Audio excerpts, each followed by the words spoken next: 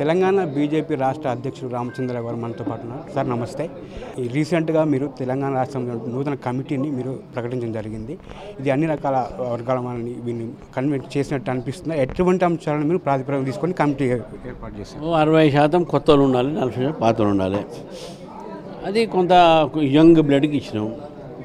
అన్ని ప్రాంతాలకు కూడా, అంటే ఉమ్మడి జిల్లాలో, మళ్ళీ అన్ని ప్రాంతాలు 32 జిల్లా కాదు, అన్ని ప్రాంతాలకు కూడా మేము న్యాయం చేసే ప్రయత్నం చేస్తాం. మంచి కమిటీ, యూత్ కమిటీగా భావిస్తాం. కొంతమంది కేవలం సికింద్రాబాదు, రంగారెడ్డి మరియు ఉమ్మడి నల్గొండకు సంబంధించిన అభ్యర్థులకే ఎక్కువ అవకాశం ఇచ్చని చెప్పేసి పార్టీలో కొంతమంది చెప్తున్న సందర్భం ఎట్లా చూస్తారు? రాజసింగ్ కూడా ఇదే కాంగ్రెస్ తెలంగాణ బీజేపీ సంబంధించిన కమిటీ కాదు, సికింద్రాబాద్ సంబంధించిన కమిటీ అని చెప్పి అంటున్నారు. ఎట్లా చూస్తారు ఈ వ్యాఖ్య? ఎవరెవరో ఏమో మాట్లాడితే దానికి మనం కామెంట్ ఏం చేయాలి?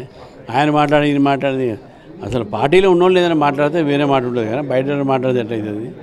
అందుకని ఇక బయట వాళ్ళు మాట్లాడితే మాట్లాడుతున్నచ్చు వాళ్ళు, అంతే. పార్టీ వాళ్ళు మాట్లాడలే, పార్టీ వాళ్ళు మాట్లాడితే చెప్పదు, నేను చెప్తా. మరి కేంద్ర మంత్రి కరీంనగర్ నుంచి ప్రాతినిధ్యం వస్తున్నారు. బండి సంజయ్ సంబంధించిన జిల్లా నుంచి కూడా ఒకరు కూడా అవకాశం రాలేదు, అక్కడి నుంచి కూడా విమర్శలు వస్తున్నట్టు ఎట్లా చూస్తారు? ఇప్పుడు మా ఉపాధ్యక్షులు అక్కడ జిల్లానే కదా, కరీంనగర్ జిల్లానే కదా, ఎవరన్నా దగ్గర రాలేదని అన్నీ వచ్చినాయి, అట్లేం లేదు. గ్రూప్ 1 సంబంధించిన రిజల్ట్ హైకోర్టు రద్దు చేయడం జరిగింది. కుదిరితే రివాల్యుయేషన్ చేయాలి, లేదంటే మళ్ళీ ఎగ్జామ్ కండక్ట్ చేయాలని చెప్పేసి హైకోర్టు తీర్పు ఇచ్చింది. దీనికి సంబంధించి కొంతమంది గ్రూప్ 1 బాధితులు మిమ్మల్ని కలవడం జరిగింది. వాళ్ళకి ఎలాంటి భరోసా ఇస్తున్నారు? కోర్టు ఇచ్చిన తీర్పుపై మీరు ఎలాంటి ప్రణాళిక చేయవద్దు? నేను వాళ్ళని, ఇది కోర్టు తీర్పు ప్రభుత్వం మీద చెంపబెట్టు, విద్యార్థుల భవిష్యత్తు ప్రభుత్వం ఆడకూడదు, వాళ్ళకి వెంటనే మంచి ఎగ్జామ్స్ మళ్ళీ కండక్ట్ చేయాలి, లేకుంటే రివాల్యుయేషన్ మంచి చేయాలి. కోర్టు చెప్పినట్టు ఒక రివాల్యుయేషన్ చేసి మంచి ఎక్స్ప్రెస్ చేయించేసి విద్యార్థులకు న్యాయం చేయాలిగా నేను భావిస్తాను. ఈ కార్ రేస్ విషయంలో కేటీఆర్కు మళ్ళీ నోటీస్ ఇవ్వాలనే ఉద్దేశంతో గవర్నర్కు వాళ్ళు పంపడం జరిగింది కాంగ్రెస్ ప్రభుత్వం. ఎట్లా చూస్తారు దీన్ని?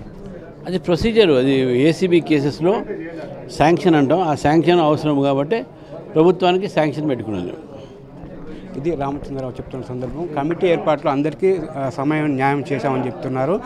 ఎవరో పార్టీలో లేని వ్యక్తుల గురించి మేము వాళ్ళ గురించి మాట్లాడే అవకాశం లేదని చెప్తున్నారు. ఇంకోటి కేటీఆర్కి కూడా నోటీసులు ఇవ్వడం కూడా అదొక ప్రొసీజర్లో భాగమని చెప్పేసి చెప్తున్నాడు రామచంద్ర. కెమెరామెన్ విజయ్తో రాజశేఖర్, మెట్రో టీవీ, హైదరాబాద్.